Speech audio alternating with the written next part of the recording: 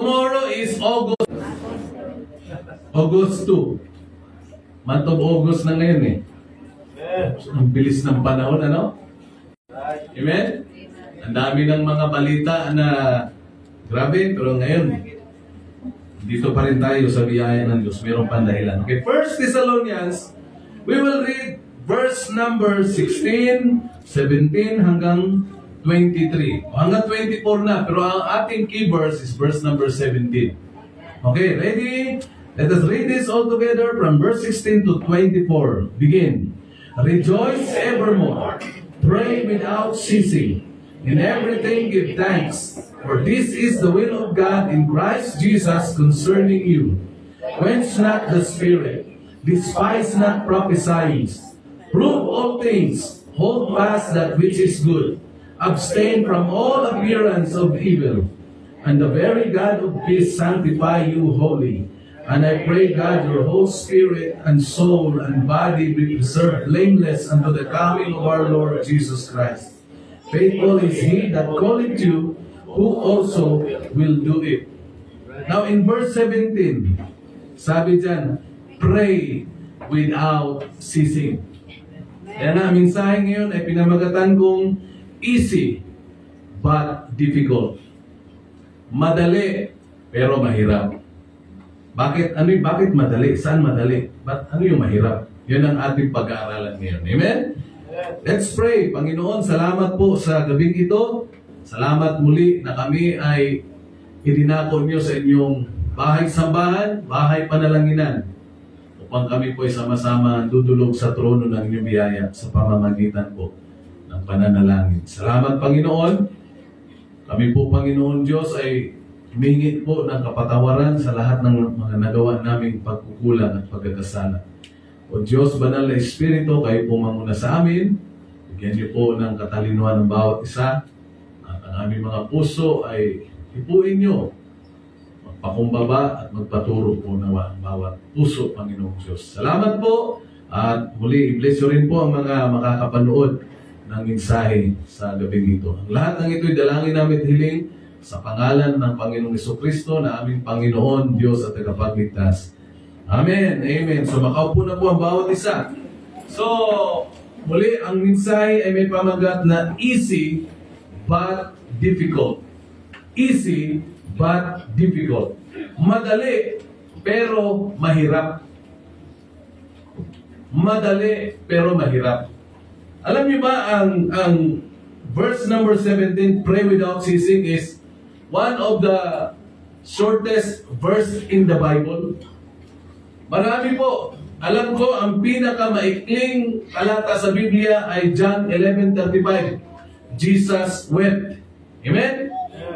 Jesus wept. Only 9 letters. Jesus, 5. G-E-S-U-S. Tapos wept. W-E-P-T. Hindi nga umabot ng 10 eh. The shortest verse in the Bible, John 11:35. Tapos, the second is 1 Thessalonians 5:16. Rejoice evermore. Amen? Tapos, pray without ceasing. Pangatlo. Sa tingin ko, yung pang-apat, itong quench not the spirit. Ano yan? Tapos meron pang isa sa maikling talata sa Biblia, yung sinabi ng Panginoon sa Luke chapter 17 verse 32. Tatlong salita lang. Remember Lot's wife. Diba? Maiksi lang. Kaya ako sinabing easy kasi it's easy to quote, it's easy to memorize. Tama ba? Napakadaling i-memorize ng ano yan. Kaya nga, sabi ko sa inyo, itong 1 Thessalonians 5:17, one of the verse also na most memorized verse in the Bible. Laging, hindi ko alam kung kahit na ngayon, pag sinabi kong pray without ceasing, memorize yung kagad. Easy to memorize. Amen? Amen. Napakadaling i-memorize. Sino hindi naka-memorize ng pray without ceasing? Palagay ko lahat tayo memorize, di ba? Ilan tayo ngayong gabi? Palagay ko nasa ilan tayo? Nasa mga higit kulang-kulang. Ilan tayo? Ha? Si Kiyon nga, alam na niya yung pray without ceasing eh. Where's Kiyon? Kiyon. Memorize, pray without ceasing. You say, pray without ceasing. Alam niya yan. Si Omi. Alam din ni Omi, pray without ceasing.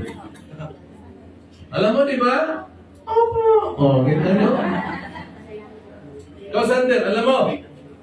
Sige ka. Memorize mo rin? Lahat tayo memorize to. Pero, Pastor, bakit easy pero mahirap? Napakadaling i-memorize, napakadaling i-mention, pero napakahirap isabuhay. One of the hardest verse in the Bible, the most neglected verse in the Bible, I think, is 1 Thessalonians 5:17.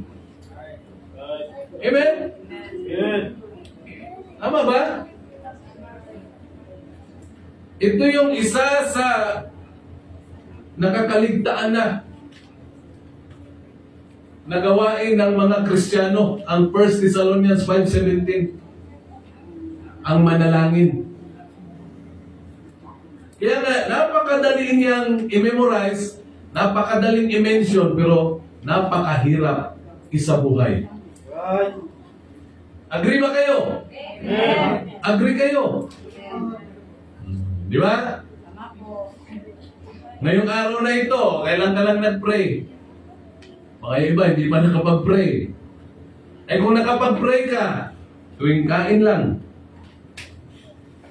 Tapos minsan, ang kadalasan na prayer natin, from head talaga. Memorize na lang.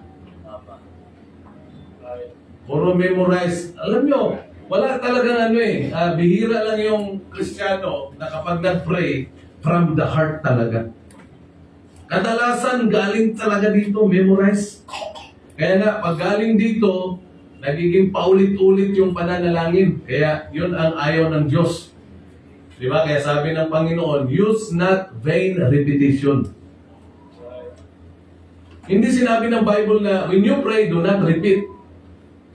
Ang sabi lang ng Panginoon, huwag kang magpaulit-ulit na walang kwenta. Di ba? Pwede kang umulit pala, basta hindi vain. Ang ayaw ng Diyos, yung paulit-ulit na walang kwenta. Ano yung paulit-ulit na walang kwenta? Yung memorize na pananalangin. Kaya tingnan nyo iba, di ba? Di ba nakaranas ba kayo ganun? Kahit na nag-uusap, nag-pray pala. May hawak-hawak na, ewan ko paano ginahawakan. Wala. Sumakay ng jeep, pagsakay ng jeep. Bayad. Ilan ito? Isa lang. Nakalimang misteryo, no? Di ba? Tapos, parang kanta yun, di ba? Sumakay sa jeep, ang isang ali, nag-rosaryo. Mata niya ay nakadikit. Ano sunod na? Umara sa may kumbento. Kalimutan mo rin. Kaya na, ang 1 Thessalonians 5:17, napakadaling i-mention, napakadaling i-memorize, pero napakahirap isabuhay. Siguro lahat tayo dito ay guilty. Tama po, Pastor. Tama po talaga. No? Guilty tayo dito. Bakit? Ha? Kasi masyado tayong busy. Ang kinabisihan natin yung mga walang kwentang bagay sa tingin ng Diyos. Di ba? Masyado tayong busy sa ating mga cellphone, sa mga kung ano-ano pinagagawa. Ang kadalasan ng mga Kristiyano ngayon ay kagaya ni Marta. Alam niyo niya si Marta, di ba? Si Martha ay she was a diligent woman. Masipag na babae. Napakasipag niya. Alam niyo, hindi po masama maging masipag. Basta mas masipag ka sa gawain ng Diyos. Ang problema kasi, karamihan ng mga Kristiyano kagaya kay Martha, mas masipag sa mga secular na bagay. Pero pagdating sa Panginoon, walang gana. Diba? Anong ginawa ni Martha nung dumating ang Panginoon? Tinanggap niya ang Panginoon, pero iniwan niya. Tinanggap niya sa bahay. Tingnan natin dito, Luke chapter 10, verse number 38 to 42. Kaya nga, easy but difficult. Easy to mention, easy to memorize, but difficult to practice. Difficult to perform. Yan po ang 1 Thessalonians 5:17. Bakit kaya ang hirap nating isabuhay? Kasi nga, marami sa atin masyadong busy. No? Masyado tayong busy. Kaya minsan, sabi nga, di ba? Minsan, ninanak down tayo ng Diyos para tumingin sa Kanya sa taas. Ano yung cellphone? Ang mga taga-bataan yung tumawag, Brad.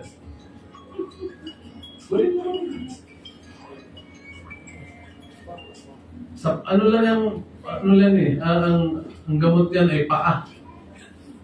Paa lang. Lagay yung cellphone sa sahig, tapos angat yung kunti yung paa. Hindi, biro lang. Pakisilent lang. Sige. Luke chapter 10, verse 38 to 42. Sabi dito sa verse 38, Now it came to pass, as they went, that he entered into a certain village, and a certain woman named Martha received him into her house. Tingnan nyo si Martha, what a privilege na yung si Martha, yung tahanan niya ay pinuntahan ng Panginoon.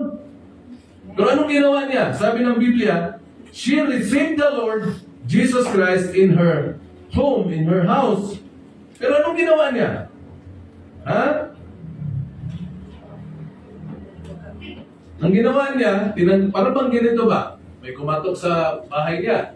Binuksan, bakit ay Panginoon, ikaw pala yan. Pasok po kayo. Pagkapasok, iniwanan niya. No?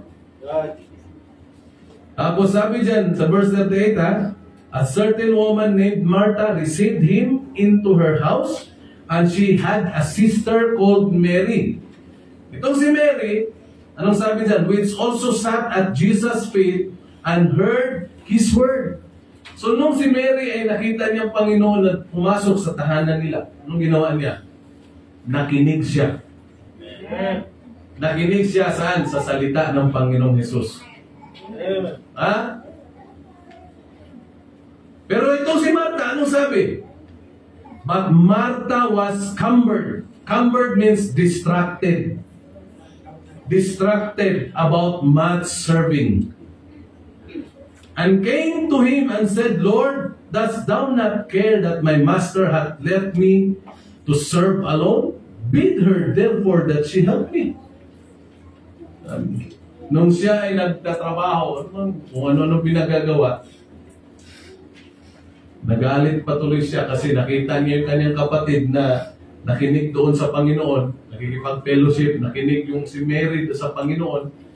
Imbis na matuwa si Martha, nagalit pa siya.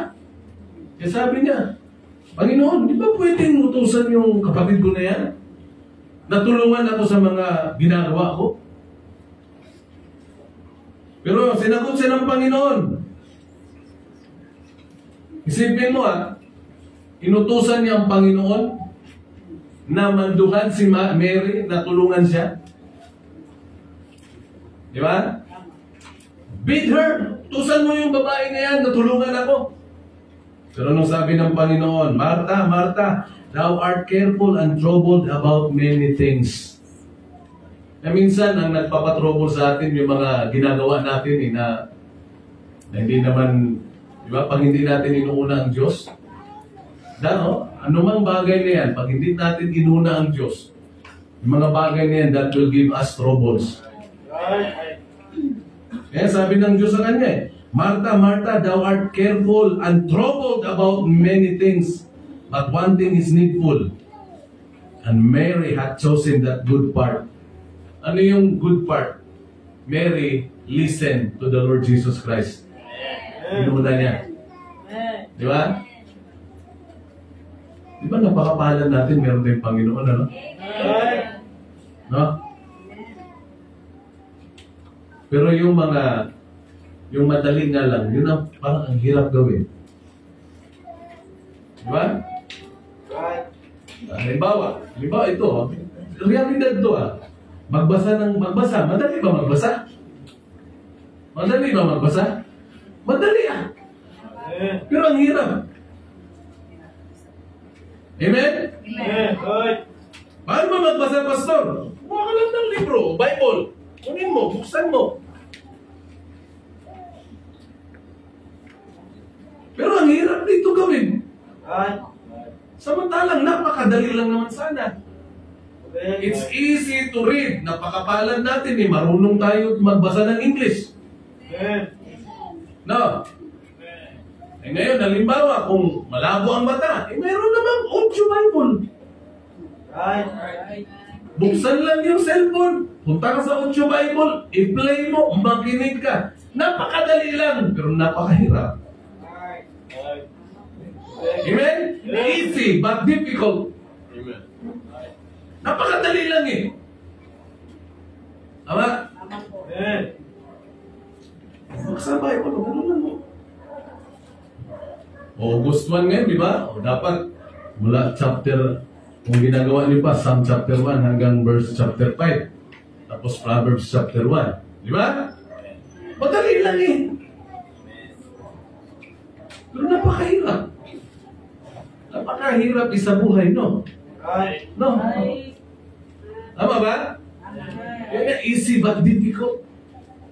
Kaya tuloy, ang nahihirapan tayo. Amen? Tandaan nyo ang pananalangin ay pakikipag-usap sa Diyos. Minsan gagawa ng paraan ng Diyos para pansinin natin siya. Pansinin niyo yung mga halimbawa, may mga hindi pumapansin sa inyo. Tapos nainis ka. May ba? Huy! Hindi ka namamansin Di ba? Ginagawa rin minsan ng Diyos yan. Halimbawa ako, nakatayo dyan, si Sander, dadaan-daan. Hindi man lang namamansin. Siyempre, titingnan ko muna yan. Tapos, wala lang Ano gagawin ko sa susunod? Tapikin. Hindi lang tapik. Hira ka, pipitikin mo yung tinong. Uy, di mo ba ako nakita? Di ba? Yung mga sundalo nga, pag nakita ng mga matataas sa kanila, grabe yan. Pag naglakad yan, halimbawa, dito yung kanilang lalakad silang ganon. Naglakad, pag nakita nila yung kanilang mga mataas sa kanila, grabe ganon yan. Sir, di ba? Gumaganon, di ba, Jet? Subukan mo, nandyan yung mga matataas. Lakad ka lang, tapos gumanon ka lang. Yari ka. Parurusahan ka. Tama, hindi? Ganun katindi. Kasiyahan ng Diyos na tayo manalangin. Kaya nga, it's easy to memorize 1 Thessalonians 5:17. It's easy to mention 1 Thessalonians 5:17. Para madali na lang, pray without ceasing. Napakadali i-mention, pero napakahirap isabuhay. Tama ba? Madali ba makinig ng preaching? Madali lang naman talaga Upo ka lang dyan pero minsan mahirap. Mahirap kasi nating tanggapin yung lalo na kapag nakukorek tayo. Tama po. Amen. Di ba? Masarap ngayon meron nagkukorek sa atin Correct. Tama. Kaya nga, pray without ceasing. So anong gawin natin? Simple lang. Number 1, dalawa lang. Let us pray continuously. Without ceasing Anong sabi sa Colossians 4:2? continue ye in prayer. Kung meron lang tayong bagay na dapat hindi talaga natin ihinto, hindi yung manalangin talaga. No? Amen. Manalangin talaga. Wala naman tayong ibang kundi manalangin eh. Right. Ang Diyos na ating tinatawagan, Diyos na makapangyarihan. Walang imposible sa Kanya. Kaya lahat ng ating mga suliranin, ipasa Diyos natin. Amen. Lahat ng mga problema sa pamilya, lahat ng problema, ang kasagutan, ang Panginoong Hesukristo lamang. Anong problema mo? Pasa Diyos mo. Pasa Diyos mo lang talaga. No? Eh ngayon, ang problema ng di ba? Ang problema pa naman iba-iba ang mukha. Pag ikaw ay magulang, no? Maunawaan mo talaga eh.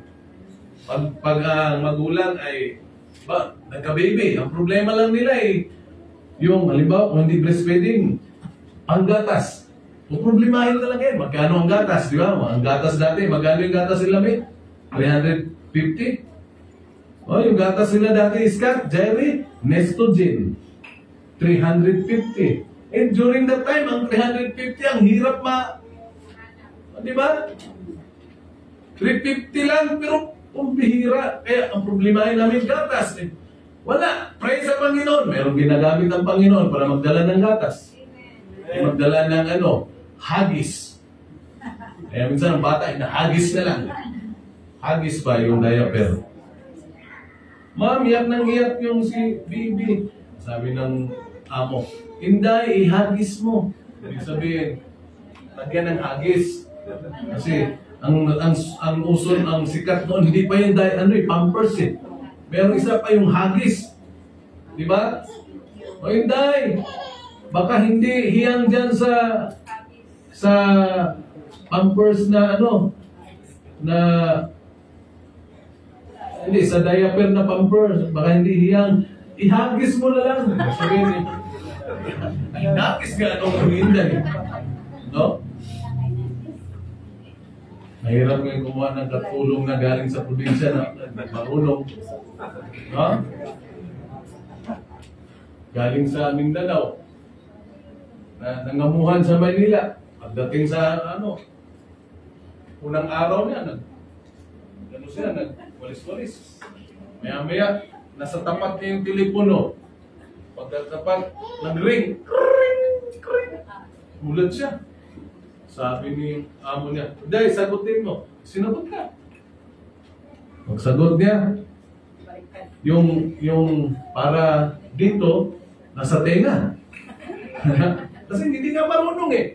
So baliktad, yung sa bibig dapat nasa tenga na punta. Yung sa tenga nandito. Kaya sabi niya, hello, hello. Sabi nung amo, nakita, baliktad. Sabi niya, baliktad.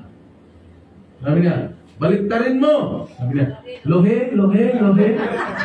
Hindi, yung telepono, baliktarin mo. Kontele, kontele, kontele. Ala talaga eh. No? Ano tayo napunta sa telepono? Oh.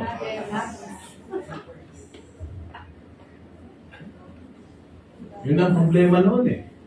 Pero nung hindi na nagatas, iba naman ang di ba? No, ang mga problema noon, akala mo ba na napakalaking bagay, pero sa pagtinignan mo ngayon, napakasimple lang pala. Pero siyempre, ang problema, hindi talaga nawawala. Sa pagiging magulang, hindi talaga nawawala ang problema. No? Mula pagkapanganak natin, hanggang sa tayo mamatay, meron talagang problema. Pero ang kagandahan, meron tayong Diyos. Na ang problema na yan ay ating ipinapasa Diyos. Oh, di ba? Lalo na kapag yung mga anak natin ay nasilakihan na. No? Tapos mga na-in-love na. No? Di ba, Brad, no? Oo. Ano, sis? Oh, ayaw na mag-aral, gusto na. Iba-iba ang problema. Di ba?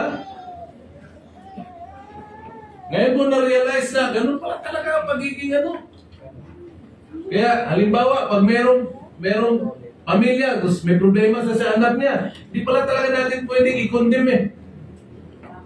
Kasi talagang nangyayari yan sa mga kabataan. Pero kayo mga kabataan, huwag nyo naman piliin na mamuhay sa problema. Diba alam ang problema eh, huwag mo nang pasukin. Dapat matuto na kayo doon sa mga nauna sa inyo. Di ba? Hindi yung natural to kasi nadaanan niya nila. Papalan niya kayo kasi meron na nagsasabi sa inyo na huwag niyo itong anuhin kasi mali ito. Meron na nagtuturo. Di ba? Kasi baka hindi mo makayanan yung problema. Tama ba? Sabi niya, siya nga, nalagpasan niya eh. Iba ka sa kanya eh. Baka madiskarte lang to. Ikaw, baka hindi mo kakayanin. Tama?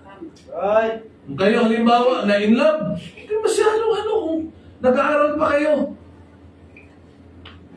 Mawawala din yan. Maniwala kayo. Kung na-in love kayo, alam nyo, natural yung ma-in love ka eh. Magkaroon ka ng, di ba, attraction sa kapwang lalaki ka, na-attract ka sa babae. Natural naman yan eh. Pero, mas mahalin mo dapat una ang Diyos. Kasi hindi ka magkakaproblema talaga. Pero pag minahal mo na yung tao kaysa sa Diyos, magkakaproblema ka talaga. Amen? Amen. Simple mo sabi, hindi mo nga alam, pastor eh. Ako na nagbibigay ng pera, ako na nagtatrabaho. Humihingi sa akin ng nagwawala pa pag hindi ko bibigyan. Pero binibigyan ko pa rin eh. Hindi ko alam kung bakit eh. Kapag ang tao ito na pinapairal, ang tawag na dyan ay hangal na tao. Amen. Kaya nga ito, gamitin nyo. Nakikinig lang ako sa kwento niya. Hindi ko alam, pastor eh. Bakit eh? Ano kaya meron sa tao nito? Kaya yung sa kasabihan nila na bulag ang pag-ibig, hindi yan totoo. Yung umiibig ang bulag. Ha? Hindi bulag ang pag-ibig. Hindi rin duling ang pag-ibig. Ang umiibig yung duling at bulag. Tahimik ka. Amen? Amen. Kaya mga young people, mas mahalin ninyo ang Diyos. Yung mga pagmamahal sa, mawawala din yan. Sabi nung isang first love, first love never die. Sabi niya, alam mo, pag naghiwalay tayo, di nagyugkumanguyab. Naghiwalay sila after 1 year. Kita niya yung girlfriend niya, may asawa na. Kita mo, sakto, di nagyugkumanguyab. Mga asawa na lang. Madaling magbago ang puso. Kasi ang puso mandaraya. Amen? Amen. Hindi maka-amen yung iba. Ha? Tahimik yung people ngayon, ha? Kaya let us continue in prayer. Colossians 4:2. Continue ye in prayer. Patuloy lang. Kahit feel mo. Kaya nga, huwag kang manalangin na you are depending on your feeling. Amen? Amen. Hindi ko feel manalangin ngayon. Hindi mo ganun. Huwag kang mag-pray ayon sa dikta ng damdamin mo. Amen ba? Amen. Kasi ang ating damdamin, laging pakontra yan. Kasi nga puso to eh. Laging pakontra ito sa gusto ng Diyos. Hindi ko feel ngayon. No? Pag ikaw ay namumuhay ayon sa dikta ng damdamin mo, ay hindi yan tamang pamumuhay. No? Right. Kasi ang ating damdamin, lagi itong walang gana pagdating sa gawain ng Diyos. Sino bang may gana sa inyo ngayon? Kung damdamin lang. Wala, di ba? Ano ang gana? Saan tayo gaganahan? Matulog.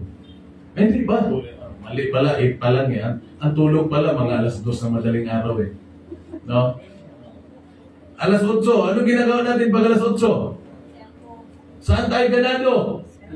Cellphone! Right. Mag-eme naman kayo, Pambi. Para naman hindi totoo eh. Di ba? Doon tayo ganado. No? Kaya yung mga henerasyon ngayon, mga sakitin. Right. Eh sa henerasyon noon. Mga henerasyon ngayon, mga obese. Samantalang noon, ang titigas ng mga katawan, no? Noon, walang uso. Hindi uso yung mga gym-gym noon eh. Right. Totoo ba? Walang gym-gym noon. Gym ka, pambihira, trabaho mo, nagbubuhat ka, kailangan mo ba ba mag-gym? Correct. Tama. Walang gym noon. Cagayan de Oro, nung nag-college ako, walang gym. Alam niyo, nung pumunta kami ng Leyte, ito kagandahan kapag walang signal yung lugar. Anong meron doon sa Leyte? Nagpunta tayo sa Yabong. Anong napansin ninyo? Anong sinabi ko? Naalala nyo? Anong sinabi ko? Hindi ka pala kasama. Anong sinabi ko?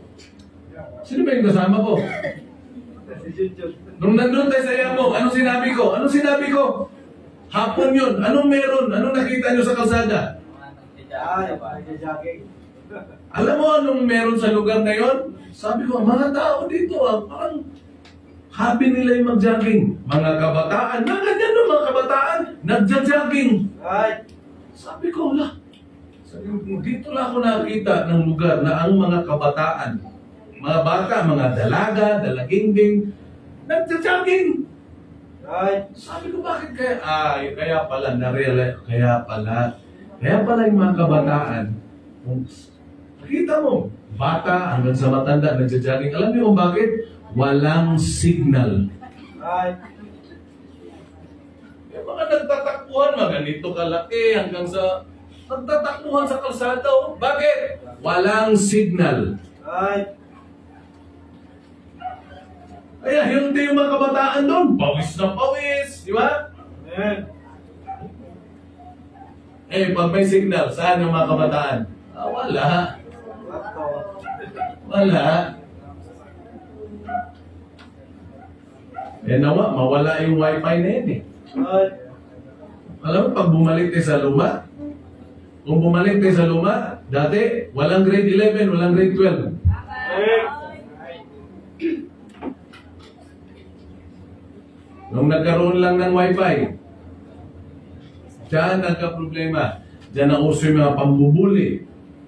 Di ba? Right.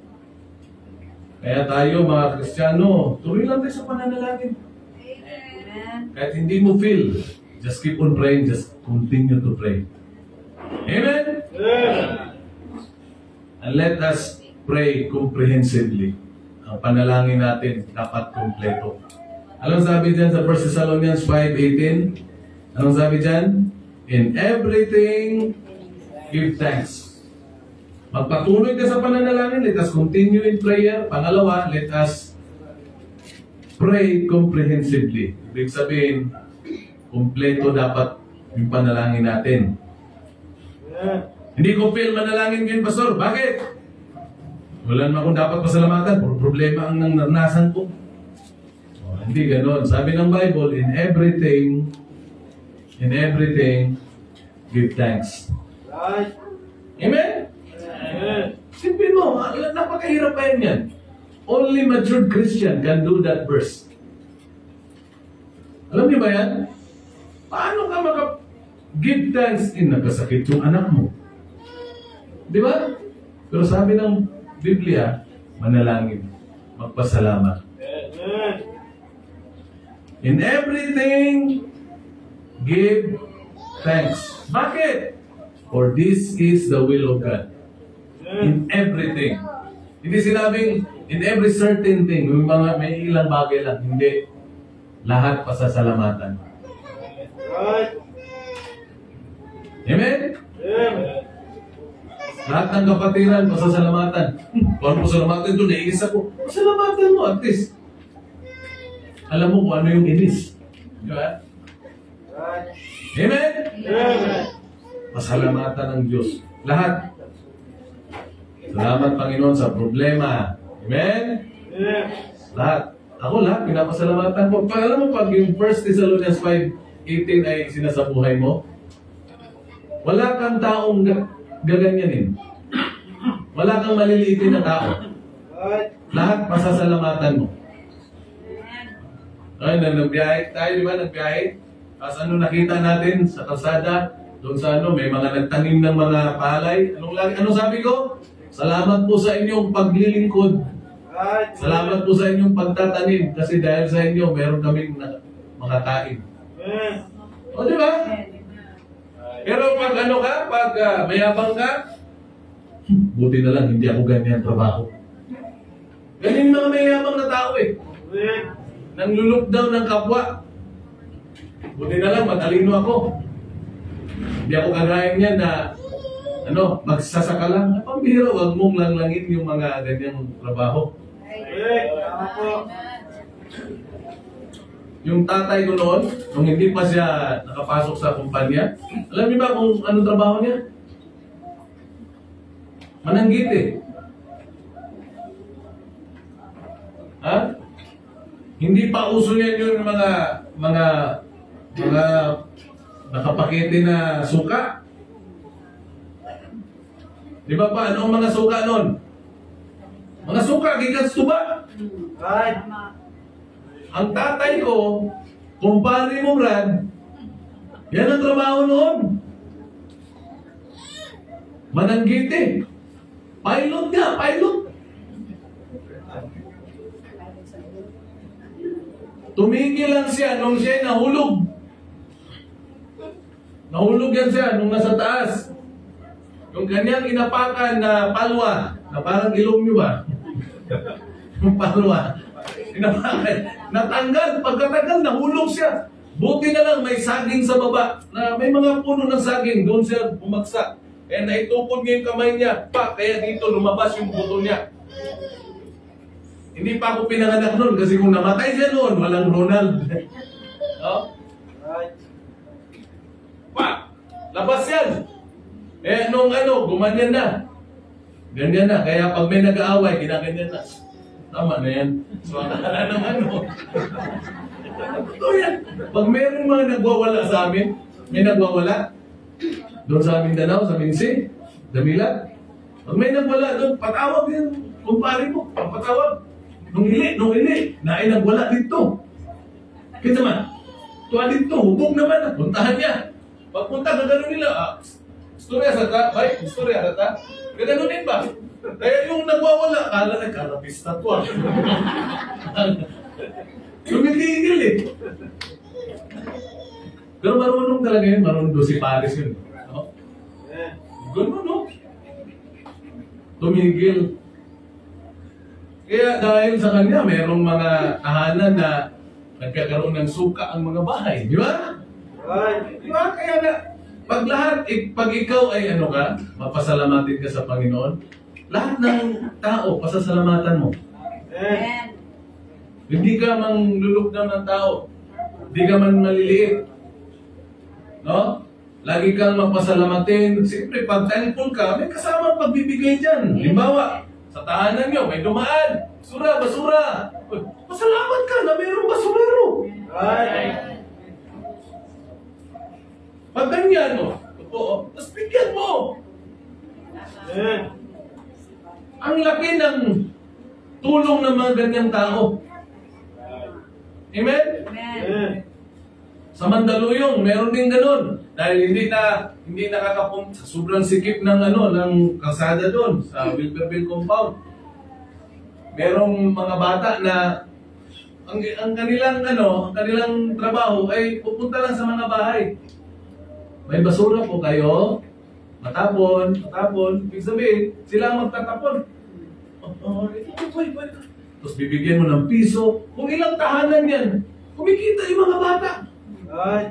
Kasi wala pa mga cellphone noon. Kung may cellphone na, wala namang tatapon. Di ba? Tama. Ganyan ang mga kabataan noon. Kaya in everything, give thanks. Maging pagdating sa panalangin, lahat pasasalamatan. Kahit na yung tao na magkikreate ng problema, pasalamatan pa rin sa Diyos. Amen. Kasi you cannot pray hard pag walang problema. Right. Tama ba? Correct. Pag wala kang karamdaman, you cannot pray hard. Di ka na iiyak pag wala lang eh. Tama. Di ba pag okay tayo, iba yung panalangin natin? Kumpara doon sa matinding problema mo. Correct. Naging spiritual ka kapag meron kang mabigat na problema. Pero pag wala, wala lang. Wala lang. Hindi ka magsiseryoso. Pero pag nakaranas ka na, magsiseryoso ka talaga. Tama And po. everything, give thanks. Comprehensive dapat pag tayo manalangin. Amen. Sabi nga ng narinig kong pastor, di ba? Kung merong tao na naiinis ka, ipag-pray. Kasi pag pinag-pray mo daw, tapos na.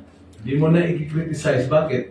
How can you criticize somebody or someone if you are praying for them? Ang hirap naman i-criticize mo tapos pinag-pray mo, di ba? Tama ba? Right. Tama? Kaya dapat ipag-pray lahat. No? Comprehensive. Amen? Amen. Lord, salamat sa problema. Yan. Salamat sa mga pagpapala. Huwag tayong maging selective sa pasasalamat. Right. Panginoon, salamat kay brother ganito. Sige, ay, wag yun isa, Lord. Isa ko doon. Hindi ganon. Pasalamatan. Amen? Amen. Pasalamatan lahat. Salamat kay Sander. Di ba? Salamat kay Ethan. Di ba? Sige, Sander, marami akong pinapasalamatan dito eh. No? Dahil sa kanya, hindi nawawala sa akin yung natutunan ko sa Maray. Yung marakot. Alam niyo ba yung inuuso niyo na ngani? Doon pala galing yan eh. Doon pala, sa bahay namin, lagi na, ano ngani? Ano ba naman ngani-ngani na yan? Naiinis ako eh. Ngani! Ang dating namin na, puro pala ngani. Naligo kami doon sa bukal. Ay, sorry Brad. Yung merong mga bata naglalaro, sabi ko. Ay, naliligo, sabi ko. Kasi ang L pala doon, R, di ba? Uy, mga bata, kapag nag-uran, o pag nag-ulan, di uran. Kapag nag-uran, tigil na, tigil kasi mabasa kamo sa uran. Sabi niya, sabi ng dalawang bata, basa na nga ni. Basa na nga ni. Ganun lang pala yun. Pag L, R, no? Pero pag paru-paro, paano mo lang paru-paro doon? Palu-palo. Kaya tayo ay patuloy lang sa pananalangin. Amen? Ha? Easy but difficult. Napakadaling i-mention, napakadaling i-memorize, pero napakahirap isabuhay. Right. Ay sa buhay natin palagi ang mananalangin. Amen? Kaya sinabing pray without ceasing, hindi ibig sabihin na all the time nakaluhod ka o nakapikit ka. Hindi ganun. Ibig sabihin, kahit saan ka mapunta, pwede kang manalangin. Pwede ka namang manalangin na nakabukas yung mata mo. Di ba? Kahit saan ka, pwede kang manalangin. Amen? Kaya ngayong gabi, mananalangin na tayo. Okay? Ang ipanalangin natin, yung lupa, yung patatayuan ng building, no? Meron na tayong kuryente. Salamat sa Panginoon. Ano, mag-apply na ba tayo ng tubig? May tubig na tayo, no? Oh. So, meron na tayong kuryente doon. At basta ipag-pray natin yung nakausap natin. Okay? Amen. Gamitin siya ng Panginoon. Siyempre, tayo. Amen. Excited na ba kayo? Amen. Mhm. Pero sabi nga nung contractor sa akin, pastor, tandaan mo to, pag nag-umpisa na kayo mag-church building, merong mawawala dyan. Nawa, hindi mangyari dito yan. Amen? Ha? Merong mawawala dyan. Okay lang yung mawala ka, kunin ka na ng Panginoon. Pero yung, ayoko na. Kasi maraming sabi ko sa inyo, with or without you, the building will be built. Okay? May tatayo din ng Panginoon yan. Maganda yung may tayo na kabahagi ka. Amen? Amen. Pero siyempre, hindi natin ilalagay yung pangalan mo. This hollow blocks was given by, di ba? Sander. Di ba? Lalagyan pa. Hindi tayo mga kagaya dati na pag nag-donate, nalagay sa pangalan. No? Punta kayo doon sa barangay ko, sa Bohol. Kita mo yung mga pangalan doon ng halos kadami yan, taklin. Pero hindi kami yung, donated by, donated by, dami pangalan. No? So, hindi maganda. Pag meron tayong naibigay, bahala na. Sa Diyos lahat yun. Amen? Okay, let's pray. Panginoon, salamat po sa gabi ito. Salamat sa inyong makapangyarihang salita naming na pag-aralan. Lord, it's really true. It's easy to mention, pray without ceasing. It's easy to memorize, pray without ceasing. But Lord, in reality, it is hard. It is difficult to practice. And Lord, tulungan niyo po kami na sa amin pong pananalangin, Lord, nawa ito'y kalooban niyo, especially Panginoon sa pagtatayo namin ng building. Salamat po sa inyo. Ipaalala niyo po sa amin, Banal Espiritu, yung mga bagay na dapat namin panalangin. Lahat ng ito'y dalangin namin hiling sa pangalan ng Panginoong Jesus. Amen. Okay, tayo mag-pray. Pastor, may prayer request pa. Sige, brother. Si Ma'am Obed ka rin niyo po